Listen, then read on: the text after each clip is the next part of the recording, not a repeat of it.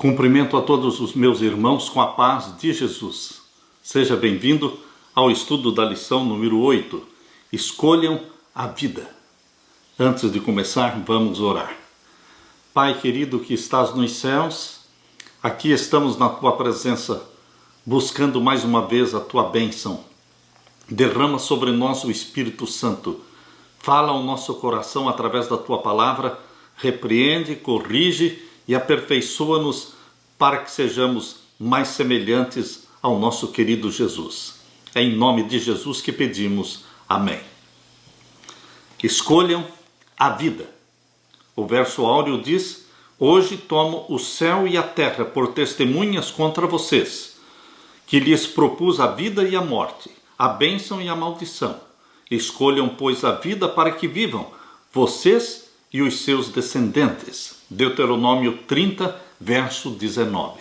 Queridos, o que o ser humano mais deseja é viver eternamente.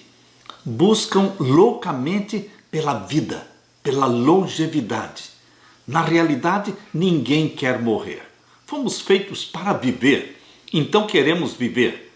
Queremos vida eterna. Mas vida eterna só existe num lugar, numa pessoa: Jesus Cristo. Queridos, uma mulher de 22 anos é diagnosticada com uma doença mortal, um tumor no cérebro.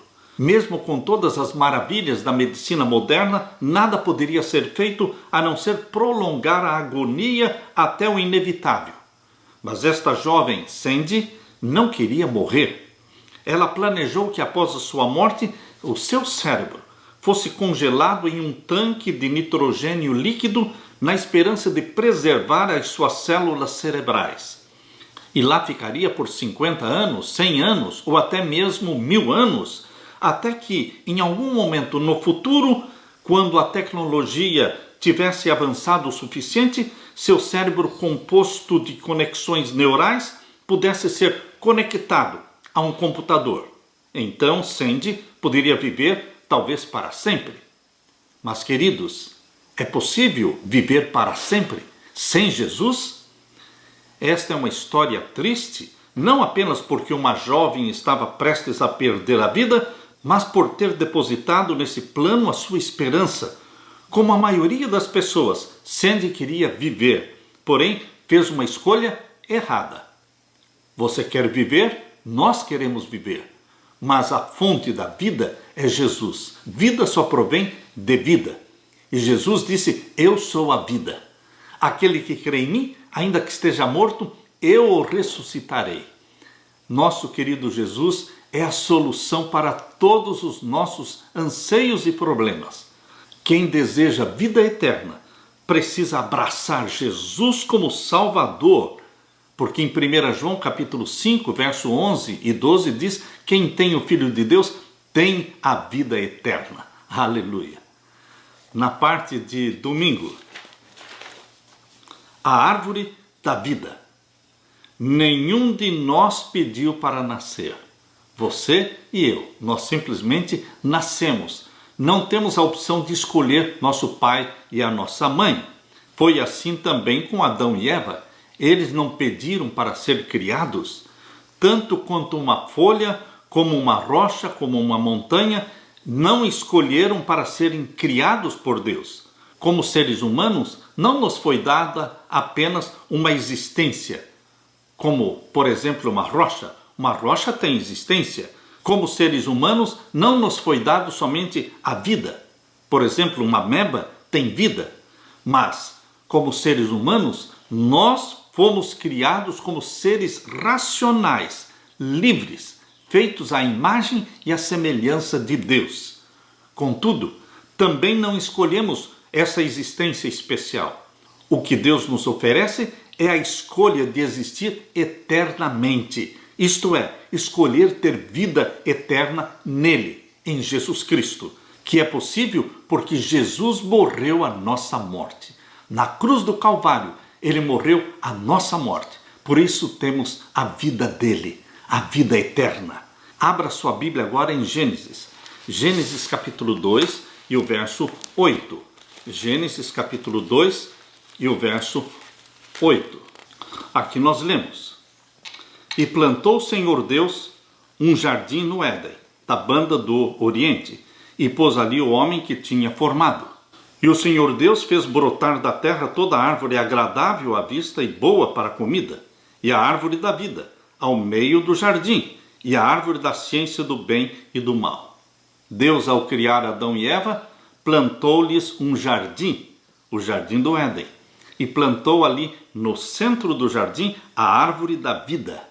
Mas também existia ali a árvore da ciência do bem e do mal, a árvore do conhecimento do bem e do mal. Ou seja, queridos, quando Adão e Eva foram criados, já existia o pecado. A rebelião de Lúcifer no céu já tinha acontecido. Lúcifer já tinha sido expulso do céu. Por isso, queridos, foi colocado no jardim do Éden a árvore da ciência do bem e do mal, porque o pecado já existia. Adão e Eva não eram ignorantes quanto à rebelião de Lúcifer no céu. Deus os informou quem era Lúcifer e por que ele tinha sido expulso do céu.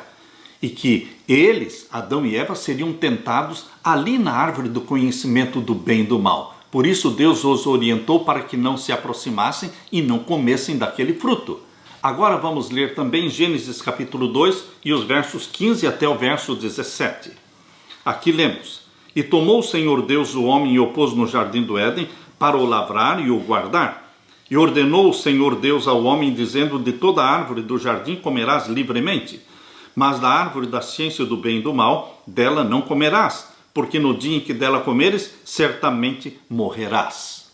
E agora vamos ler Gênesis capítulo 3 e o verso 22 e 23.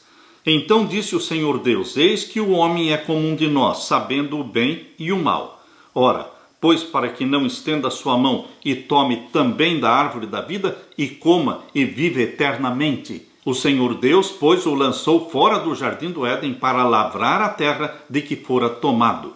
Queridos, o que a Bíblia deixa muito claro é de que no meio do jardim crescia a árvore da vida, cujo fruto tinha o poder de perpetuar a vida.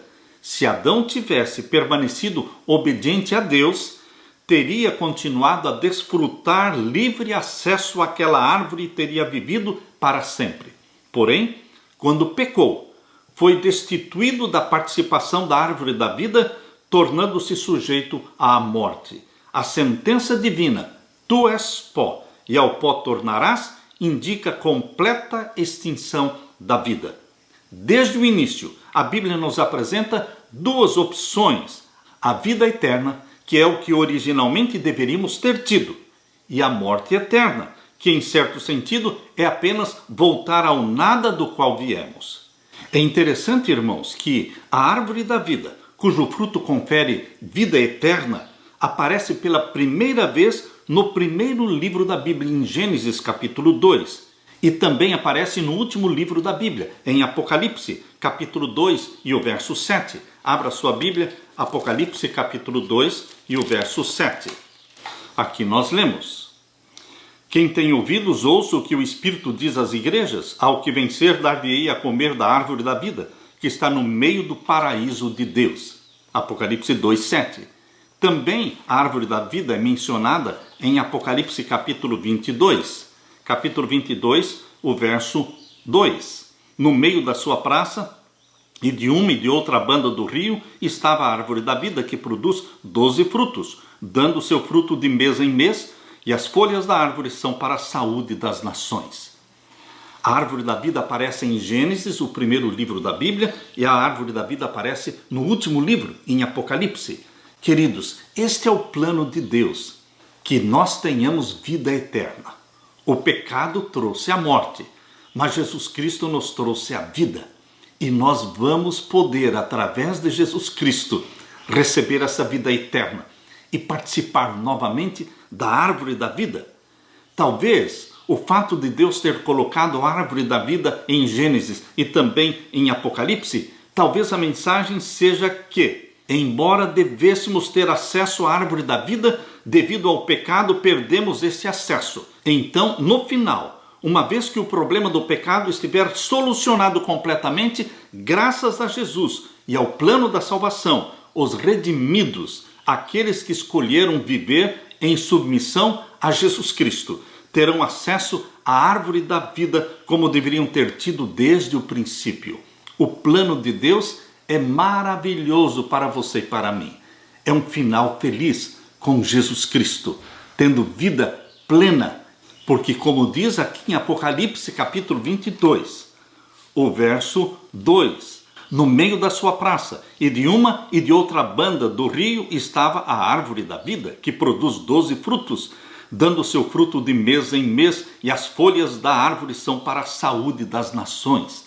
A nossa saúde será perpetuada comendo da árvore da vida, tanto o fruto como as folhas. Queridos, a eternidade sua e minha sempre será dependente de Deus. Nunca teremos vida em nós mesmos. Vida em si mesmo, somente Deus possui. A nossa vida eterna, tanto lá no Jardim do Éden, no plano original com Adão e Eva, a vida eterna dependia deles comerem do fruto da árvore da vida. E também, na nova terra, no novo céu, a vida eterna depende de você participar da árvore da vida. Comendo da árvore da vida, você e eu estaremos dizendo: nossa vida vem de ti, Senhor. Nós devemos nossa existência eterna ao nosso Senhor Jesus. Aquele que tem a Jesus Cristo tem a vida eterna. 1 João capítulo 5, versos 11 e 12. Aleluia! Na parte de segunda-feira, sem meio termo, embora existam 6 ou 7 religiões no mundo, embora existam mais de 42 mil igrejas cristãs dentro do cristianismo, mas, queridos, só temos 2 opções. Nós só temos 2 destinos. Só temos 2 caminhos, 2 senhores e 2 destinos. Existe 50% de chance de você acertar, existe 50% de chance de você errar, porque são só 2 caminhos, são 2 portas. A porta estreita e a porta larga, o caminho estreito e o caminho largo. Você decide onde caminhar. Só existem 2 opções, a vida e a morte. Nós decidimos. Vocês sabem que Deus escolheu a vida para você e para mim. Mas muitos vão se perder porque escolheram a morte. Deus não escolhe a morte para ninguém. O lago de fogo e enxofre foi preparado para o diabo e os seus anjos, não para os seres humanos. Deus propõe para cada ser humano a vida em Jesus Cristo. Abra sua Bíblia e vamos ler aqui em João capítulo 3 e o verso 16. O Evangelho de João, capítulo 3 e o verso 16. Aqui nós lemos: porque Deus amou o mundo de tal maneira que deu seu Filho unigênito, para que todo aquele que nele crê não pereça, mas tenha vida eterna. Deus não quer que você morra, Deus quer que você tenha vida eterna. Mas Deus indicou a solução para a morte, a solução para o pecado. É Jesus, para que todo aquele que nele crê não pereça, mas tenha a vida eterna. Também em Gênesis capítulo 7, abra sua Bíblia. Gênesis capítulo 7, vamos ver os versos 22 e 23. Gênesis capítulo 7, verso 22 e 23. Aqui nós lemos: tudo que tinha fôlego de espírito de vida em seus narizes, tudo que havia no seco, morreu. Assim foi desfeita toda a substância que havia sobre a face da terra, desde o homem até ao animal, até ao réptil e até às aves dos céus, e foram extintos da terra, e ficou somente Noé e os que com ele estavam na arca. No dilúvio tudo pereceu. Permaneceram vivos somente Noé e a sua família. Você vê mais uma vez, repetidamente na Bíblia, as 2 opções: viver ou morrer. Não existe meio termo.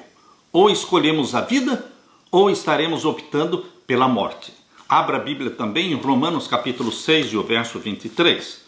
Romanos capítulo 6 e o verso 23.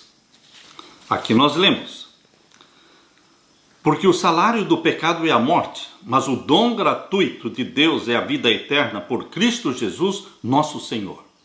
2 propostas, 2 caminhos, 2 destinos, vida ou morte. O salário do pecado é a morte, mas o dom gratuito de Deus, vindo pela graça de Deus, é a vida eterna em Cristo Jesus, nosso Senhor.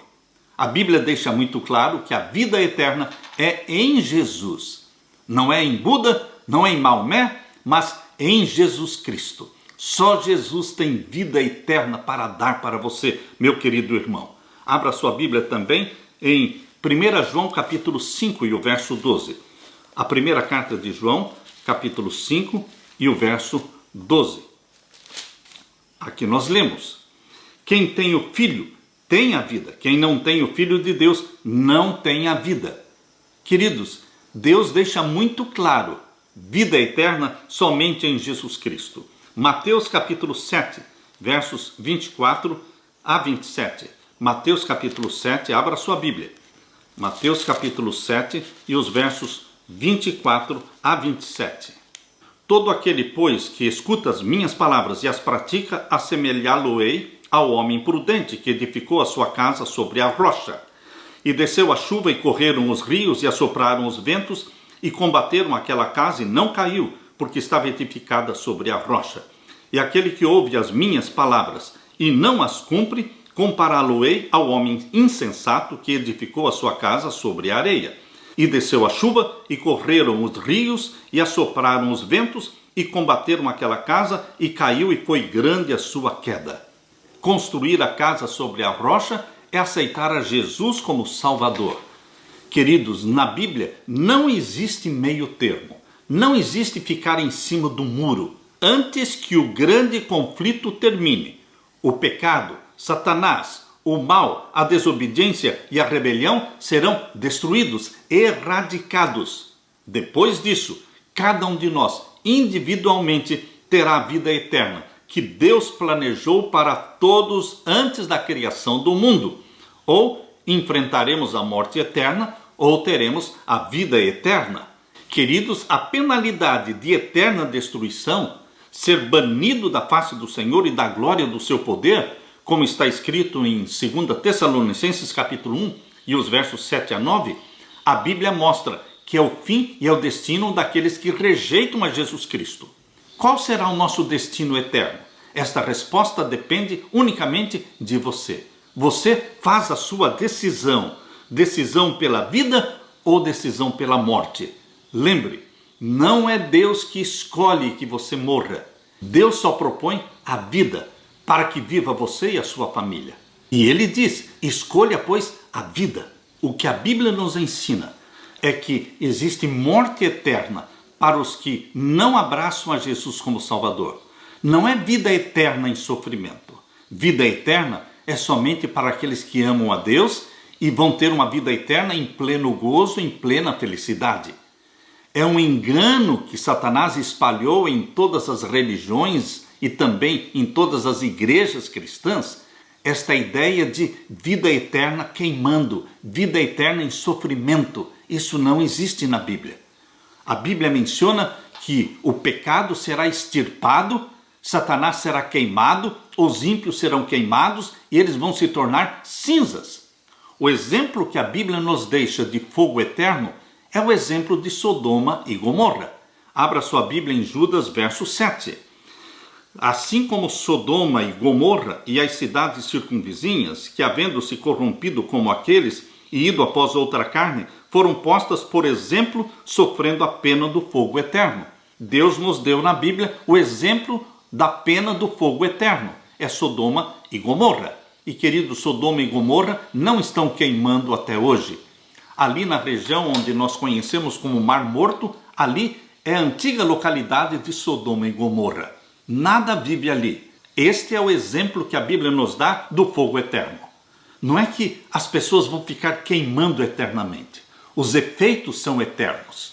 Assim como ali no Mar Morto nem mesmo peixe existe, assim como ali nada cresce, nada vive, assim também aqueles que forem mortos pelo fogo eterno não mais reviverão, não mais ressuscitarão. O fogo eterno significa extinção total, para sempre. É morte eterna para os ímpios e vida eterna para os salvos em Jesus Cristo. Abra sua Bíblia também em Malaquias. Malaquias capítulo 4, nós temos outro texto que mostra a vida eterna em Jesus e a morte eterna, extinção do ser para os ímpios. Aqui diz em Malaquias capítulo 4, verso 1 em diante: porque eis que aquele dia vem ardendo como forno, todos os soberbos e todos os que cometem impiedade serão como palha, e o dia que está para vir os abrasará, diz o Senhor dos Exércitos, de sorte que lhes não deixará nem raiz e nem ramo. Não vai ficar um ímpio vivendo eternamente em chamas. Não, nem raiz, nem ramo restará. E o verso 2: mas para vós que temeis o meu nome, nascerá o sol da justiça, e salvação trará debaixo das suas asas.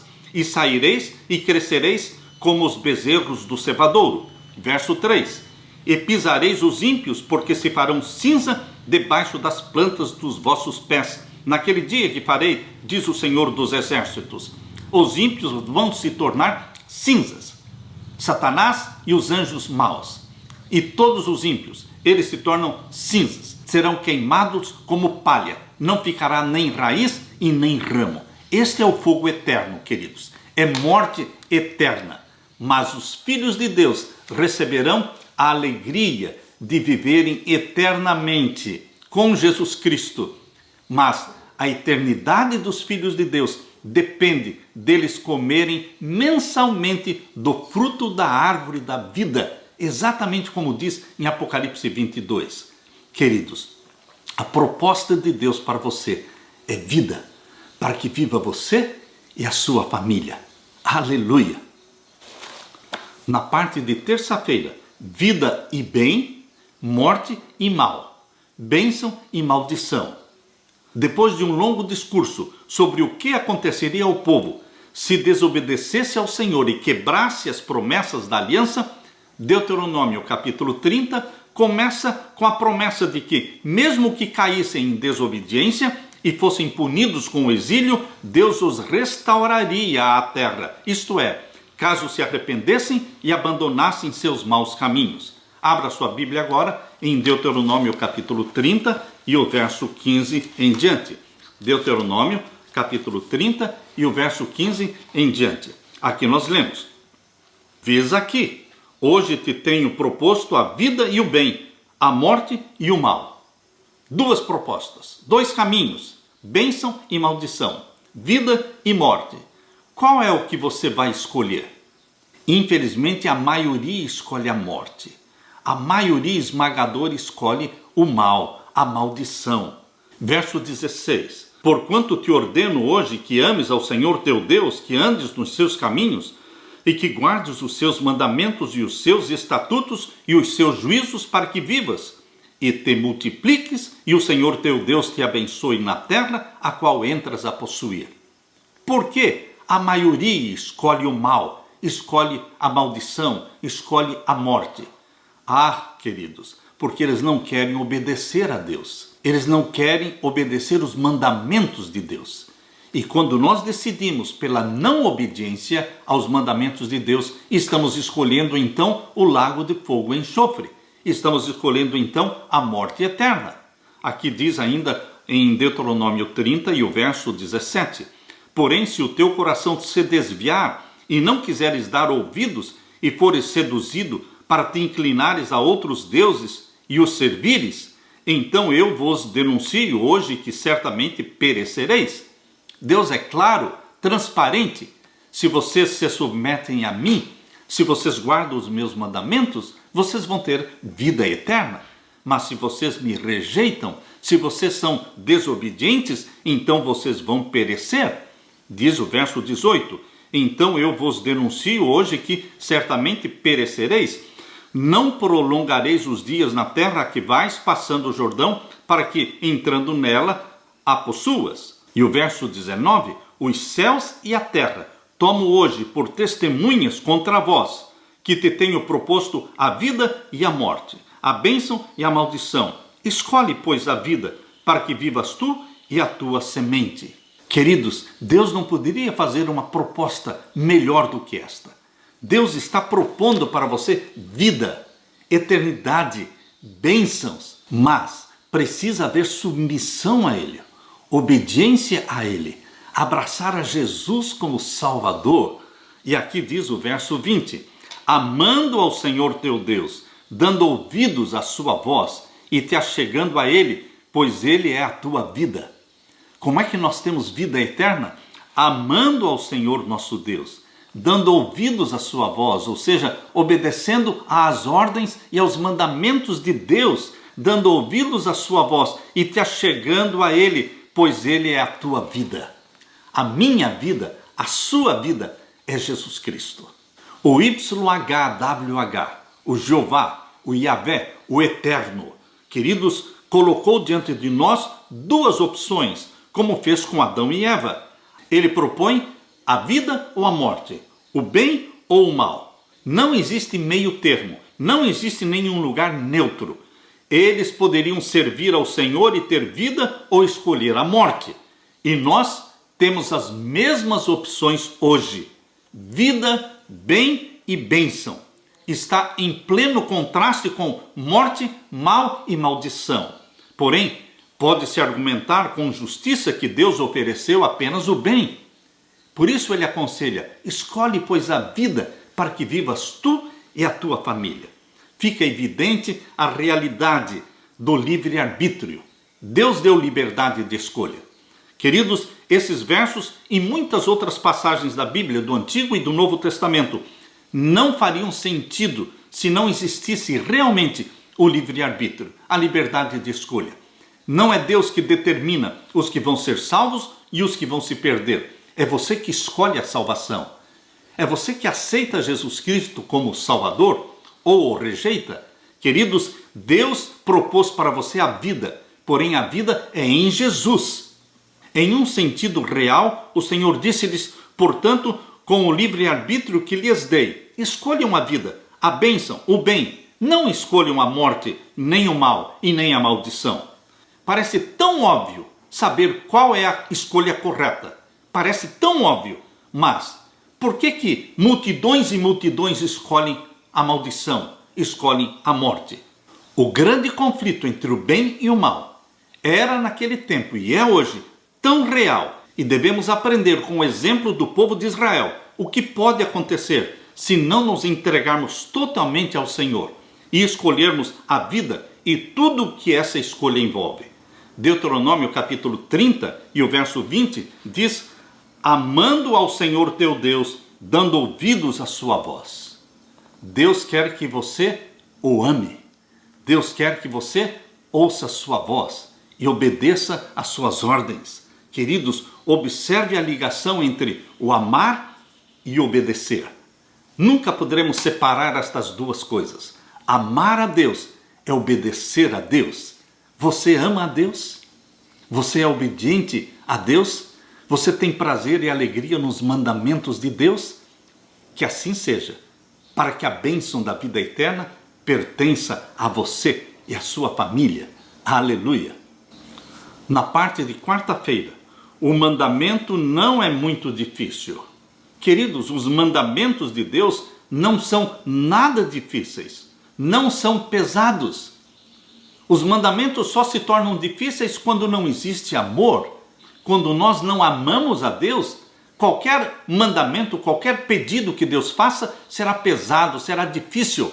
Mas o amor a Deus torna os mandamentos de Deus fáceis de se guardar e também leves. Deuteronômio 30 começa com o Senhor dizendo o que aconteceria caso o povo se arrependesse e se afastasse dos seus maus caminhos. Que promessas maravilhosas foram oferecidas a Israel. Estas promessas existem para você hoje. Abra sua Bíblia em Deuteronômio capítulo 30 e vamos ler os versos 1 até o verso 10. E será que sobrevindo-te todas estas coisas, a bênção ou a maldição que tenho posto diante de ti, e te recordares delas entre todas as nações, para onde te lançar o Senhor teu Deus, e te converteres ao Senhor teu Deus, e deres ouvido à sua voz, conforme a tudo que eu te ordeno hoje, tu e os teus filhos com todo o teu coração e com toda a tua alma, então o Senhor teu Deus te fará voltar do teu cativeiro e se apiedará de ti e tornará a juntar-te dentre todas as nações entre as quais te espalhou o Senhor teu Deus. Ainda que os teus desterrados estejam para a extremidade do céu, desde ali te ajuntará o Senhor teu Deus e te tomará dali, E o Senhor teu Deus te trará à terra que teus pais possuíram, e a possuirás. E te fará bem, e te multiplicará mais do que a teus pais. E o Senhor teu Deus circundará o teu coração, e o coração da tua semente, para amares ao Senhor teu Deus com todo o coração, e com toda a tua alma, para que vivas. E o Senhor teu Deus porá todas estas maldições sobre os teus inimigos, e sobre os teus aborrecedores, que te perseguiram. Converter-te-ás, pois, e darás ouvidos à voz do Senhor. Farás todos os seus mandamentos que hoje te ordeno. E o Senhor teu Deus te fará abundar em toda a obra das tuas mãos, no fruto do teu ventre, e no fruto dos teus animais, e no fruto da tua terra para bem, porquanto o Senhor tornará a alegrar-se em ti para o bem, como se alegrou em teus pais. Quando deres ouvidos à voz do Senhor teu Deus, guardando os seus mandamentos e os seus estatutos escritos neste livro da lei, quando te converteres ao Senhor teu Deus com todo o teu coração e com toda a tua alma. Em todos estes versos que nós lemos aqui em Deuteronômio capítulo 30, versos 1 até o verso 10, existe a condição da obediência e a promessa da bênção. Queridos, se eles se afastassem do que Deus tinha ordenado, haveria consequências. O Senhor não oferece uma graça barata. Não, queridos, Deus exige também de você submissão e obediência. Deveriam, no mínimo, ter percebido nas palavras de Deus seu grande amor por eles e, como resposta, amar o Senhor, revelando seu amor sendo obedientes às suas palavras. Em Deuteronômio capítulo 30, versos 11 a 14, nós lemos: porque este mandamento que hoje te ordeno te não é encoberto, e tampouco está longe de ti. Não está nos céus, para dizeres: quem subirá por nós aos céus, que nolo traga e nolo faça ouvir, para que o façamos? Os mandamentos de Deus não estavam escondidos, os mandamentos de Deus não estavam longe deles, os mandamentos de Deus estavam acessíveis a eles, estavam perto deles, exatamente como diz o verso 11: porque este mandamento que hoje te ordeno te não é encoberto, e tampouco está longe de ti. Agora o verso 13: nem tampouco está além do mar, para dizeres: quem passará por nós da além do mar, para que nolo traga e nolo faça ouvir, para que o façamos? Porque esta palavra está muito perto de ti, na tua boca e no teu coração, para a fazeres. Vês aqui, hoje te tenho proposto a vida e o bem, a morte e o mal. O mandamento de Deus não é difícil e não é pesado.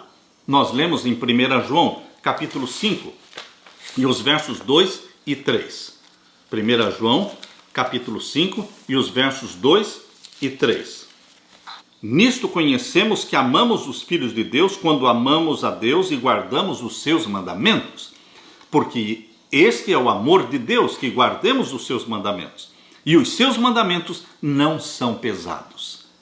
Em Jesus Cristo, nós temos o maior prazer, a maior alegria, porque Jesus Cristo nos ama, porque Jesus Cristo morreu por nós, deu a sua vida para nos salvar. Os mandamentos dele não são mandamentos de alegria, não são pesados, porque este é o amor de Deus, que guardemos os seus mandamentos, e os seus mandamentos não são pesados, não são penosos, não são difíceis, mas são bênção na nossa vida. O Espírito Santo que Deus derrama sobre você, o Espírito Santo nos capacita com a mente obediente. A mesma mente de Jesus Cristo, de obediência ao Pai, é a mente que o Espírito Santo dá para você, de obediência também a Deus e aos seus mandamentos. Embora Satanás tenha espalhado em toda a terra a ideia de que os mandamentos de Deus são impossíveis de serem guardados, existe na terra um remanescente fiel que mostra pela vida que vive que os mandamentos de Deus não são difíceis, não são penosos, mas é um prazer, é uma alegria obedecer ao Deus que tanto nos ama e já provou o seu amor, dando o seu próprio Filho para morrer por nós. Na parte de quinta-feira, uma questão de adoração. Sempre, desde lá no céu, quando Lúcifer se rebelou, ele estava buscando adoração. Ele quer ser adorado. Porém, a adoração só é devida a Deus. Só Deus pode ser adorado. porque só Ele é Deus no céu e na terra. O cerne da aliança entre o Senhor e Israel era a adoração. O que o tornava diferente de todo o mundo era que somente essa nação de Israel adorava o Deus verdadeiro, em contraste com os falsos deuses do mundo pagão, que na verdade não eram deuses. Vejam agora que eu sim, eu sou Ele, e que não há nenhum Deus além de mim. Deuteronômio capítulo 32 e o verso 39. Abra sua Bíblia e vamos ler aqui em Deuteronômio capítulo 4, verso 19. Veja como Deus exigia adoração somente a Ele. Deuteronômio capítulo 4 e o verso 19. Aqui nós lemos: E não levantes os teus olhos aos céus e vejas o sol e a lua e as estrelas, todo o exército dos céus, e sejas impelido a te inclinares perante eles, e sirvas àqueles que o Senhor teu Deus repartiu a todos os povos debaixo de todos os céus. Queridos, Deus não queria que o seu povo adorasse sol, lua e estrelas. Hoje o mundo todo está adorando o sol, Sunday, dia do sol. Queridos, adoração ao sol é adoração a Satanás. Deus quer que você adore o Criador do sol. E o Criador de todas as coisas escolheu o sétimo dia da semana como um símbolo de que Ele é o Criador. É o monumento da criação de Deus, é o sétimo dia da semana, o sábado. Quando nós obedecemos os mandamentos de Deus e guardamos o sábado, estamos dizendo ao mundo todo que Deus é o Criador. Abra também a sua Bíblia agora em Deuteronômio capítulo 8. Deuteronômio capítulo 8 e o verso 19. Aqui nós lemos: Será, porém, que se de qualquer sorte te esqueceres do Senhor teu Deus, e se ouvires outros deuses, e os servires, e te inclinares perante eles, hoje eu protesto contra vós que certamente perecereis. Por isso, queridos, o primeiro mandamento da lei de Deus diz: não terás outros deuses diante de mim. Deus proíbe a adoração a qualquer outro deus falso, deus pagão. Satanás criou dezenas de deuses falsos: Horus, Ísis, Osíris, Bel, Ishtar, Tamuz, Astarote, Baal. Queridos, existem muitos deuses falsos que são simplesmente representações de Satanás. Mas nós adoramos somente o Criador dos céus e da terra, que se manifestou em carne, recebendo o nome de Jesus Cristo, nosso Salvador. Só a Ele nós adoramos. Abra também a Bíblia em Deuteronômio capítulo 11 e o verso 16.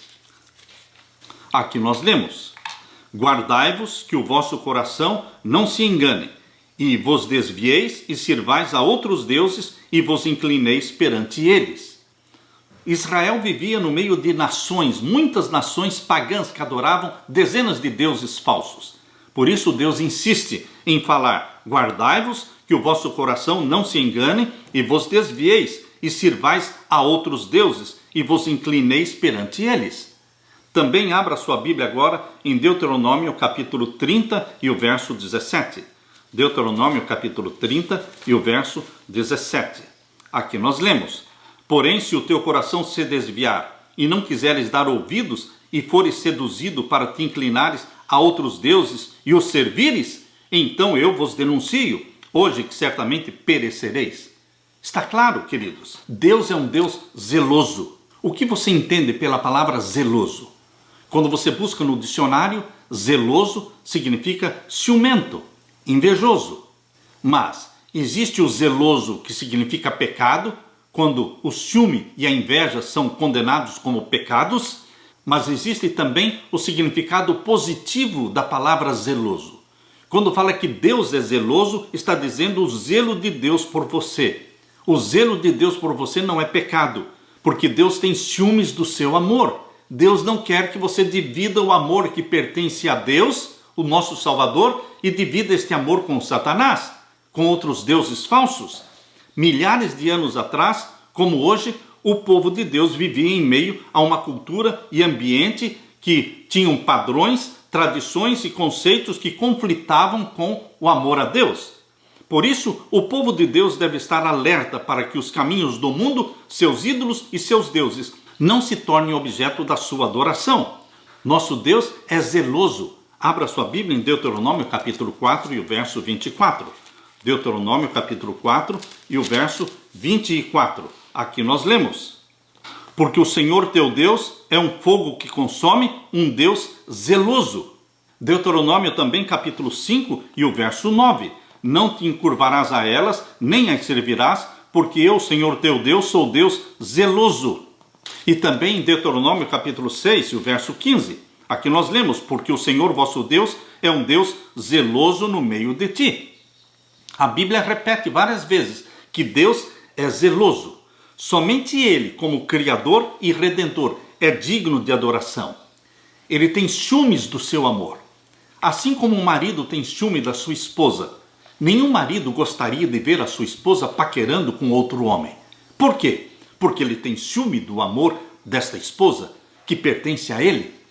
Da mesma forma, meu querido irmão, da mesma forma, quando nós estamos inclinados para Satanás, quando nós estamos flertando com Satanás, Deus desaprova, Deus tem ciúme do nosso amor, Deus tem ciúme da nossa afeição.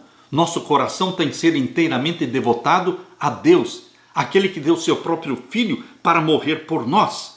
Somente Ele é merecedor de adoração. Não há meio termo. Ou adoramos a Deus que nos traz a vida, nos traz o bem e as bênçãos, ou vamos adorar outros deuses, representações de Satanás, que nos trarão a morte, o mal e as maldições. Quando você abre a sua Bíblia em Apocalipse capítulo 13, abra a sua Bíblia, Apocalipse capítulo 13, você percebe que agora no tempo do fim, a luta é pela adoração. Satanás quer ser adorado a todo custo. Satanás tem o seu representante na terra. Em Apocalipse capítulo 13, nós lemos sobre a besta que subiu do mar, representando o poder papal, que aceita ser adorado, que é ávido por adoração e está sendo adorado em toda a terra. Todos se ajoelham diante do papado. Queridos, a adoração não pode ser feita ao papado, a adoração pertence somente a Deus. Em Apocalipse capítulo 13, versos 1 até o verso 15, nos mostra a besta que subiu do mar. Esse poder religioso, representado pela besta que subiu do mar, que recebeu a ferida mortal em 1798. E esta ferida mortal começou a ser curada em 1929 através do Tratado de Latrão. E este poder cresceu na terra. E todos estão se ajoelhando e se submetendo a ele. Queridos, este poder está sendo adorado em toda a terra. Aqui diz no capítulo 13, verso 12. Exerce todo o poder da primeira besta na sua presença. A besta que subiu da terra exerce todo o poder da primeira besta, a besta que subiu do mar. E fará com que toda a terra adore ao papado, à primeira besta. É exatamente o que está em Apocalipse 13, verso 12. Exerce todo o poder da primeira besta na sua presença e faz que a terra e os que nela habitam adorem a primeira besta cuja chaga mortal fora curada. Leia também o verso 15. E foi-lhe concedido que desse espírito à imagem da besta, para que também a imagem da besta falasse e fizesse que fossem mortos todos os que não adorassem a imagem da besta. Adoração. Satanás quer hoje ser adorado como no passado. Hoje a adoração está sendo feita através destes dois poderes mencionados em Apocalipse 13. A besta que subiu do mar, o poder papal. A besta que subiu da terra, Estados Unidos da América do Norte. Os Estados Unidos usarão sua força, sua influência e seu poder para impor em todo o mundo o domínio papal, para que todos adorem ao papado. E queridos, nós, filhos de Deus, remanescente e fiel, nós só vamos nos ajoelhar e adorar o Criador dos céus e da terra. Apocalipse capítulo 14 é uma mensagem que está em claro contraste com Apocalipse capítulo 13. Apocalipse 13 mostra o mundo todo se ajoelhando diante do papado, exatamente como está em Apocalipse 13, verso 8. E adoraram-na todos os que habitam sobre a terra. Todos os povos da terra adorarão ao papado. Mas Apocalipse 14 mostra um povo, o remanescente fiel de Deus, que ousa pregar as três mensagens angélicas que estão em Apocalipse 14, verso 6 até o verso 12. E estas 3 mensagens angélicas, elas terminam falando deste povo que adora somente a Deus. Capítulo 14, verso 12 diz: aqui está a paciência dos santos. É assim que Deus chama os filhos obedientes a Ele. Aqui está a paciência dos santos. Aqui estão os que guardam os mandamentos de Deus e a fé de Jesus Cristo. Deus tem um remanescente fiel. Você está sendo convidado para fazer parte deste remanescente fiel de Deus, que não adora Deus nenhum com D minúsculo, Deus pagão, Deus terrestre. Nós só adoramos o Criador dos céus e da terra. Queridos, aqui está a paciência dos santos. Aqui estão os que guardam os mandamentos de Deus e têm a fé de Jesus Cristo. Eu deixo com você, meu querido irmão, deixo com você o desafio. Você, salvo por Jesus Cristo, remido pelo seu sangue, você que é submisso a Jesus Cristo, Salvador nosso, você que vai receber o selo do Deus vivo na sua testa, porque você ama Jesus Cristo e guarda os seus mandamentos. Você será usado por Deus para exaltar o nome de Deus sobre toda a terra.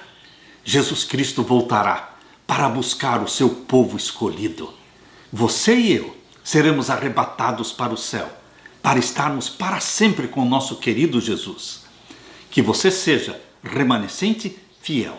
Que Deus derrame sobre você o Espírito Santo. Essa é a minha oração.